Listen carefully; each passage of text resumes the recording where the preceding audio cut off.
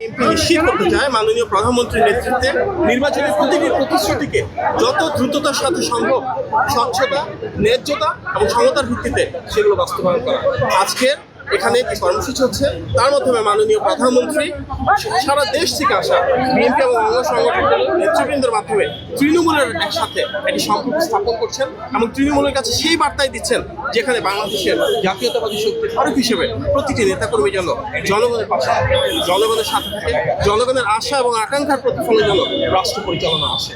আজকে বিএনপি রাষ্ট্র পরিচালনা থাকা রাজনৈতিক দল, সুতরাং সেই দায়িত্বশীলতাকে ধারণ করে বিএনপি যে আদর্শ সবার আগে বাংলাদেশের স্বার্থ, বাংলাদেশের সার্বভৌমত্ব এবং জনকল্যাণ সেটি নিশ্চিত করার জন্য সবাইকে প্রতিশ্রুতি দেওয়া হচ্ছে এবং আমরা বিশ্বাস করি সবাই একসাথে কাঁধে কাঁধ মিলিয়ে এই বাংলাদেশটাকে আমরা বিনির্মাণ করব, যেখানে আমরা ফিরে পাবো স্বাধীনতা, সার্বভৌমত্ব এবং গণতন্ত্র। আপনাদের সবাইকে ধন্যবাদ। আসসালামু আলাইকুম। Thank you.